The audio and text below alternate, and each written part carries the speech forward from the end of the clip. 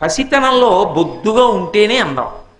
అసలు బొద్దుగా ఉన్నటువంటి పిల్లాడు ఎవరు లోకంలో? విఘ్నేశ్వరుడు ఒక్కడే.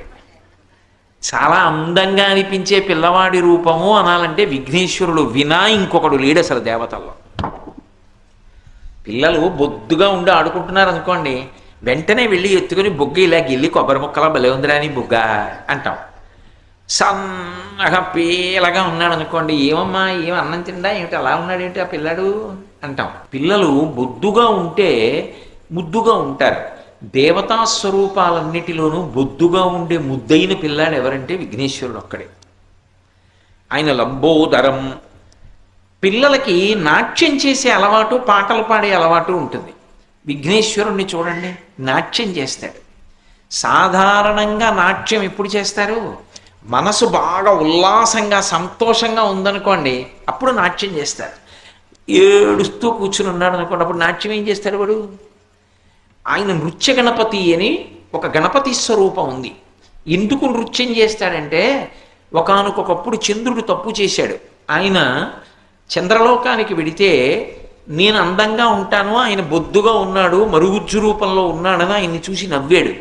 నేను లోపల లోకాల్ని అనుగ్రహించే మంచితనంతో ఉంటాను, నా అందం లోపలి అందం.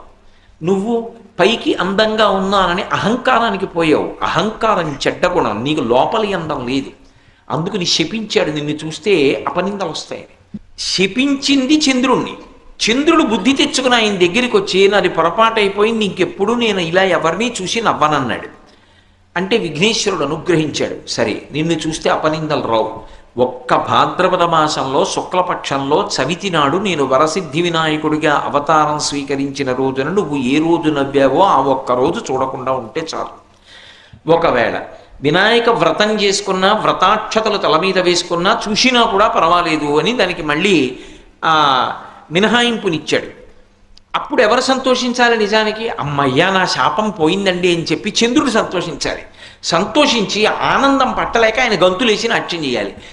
చంద్రుడు తప్పు తెలుసుకుంటే సంతోషించి గంతులేసి నాట్యం చేసిన వాడు ఎవరు? విఘ్నేశ్వరుడు. నృత్య గణపతి అని ఒక స్వరూపం. ఆయన నృత్యం చేస్తుంటాడు గణపతి. ఆయన నృత్యం చేయడం ఏమిటి అంటే, అవతలవాడు తప్పు తెలుసుకుంటే ఆయన సంతోషపడిపోతాడు. అంతేగాని నువ్వు తప్పు చేసావు కాబట్టి ఒక్కనాటికి నిన్ను క్షమించనండవు. స్వామి నాది తప్పు అయిపోయింది అంటే చాలు మురిసిపోతాడు. అందుకే అందరికన్నా సులభుడు ఎవరంటే ఆరాధనలో విఘ్నేశ్వరుడు.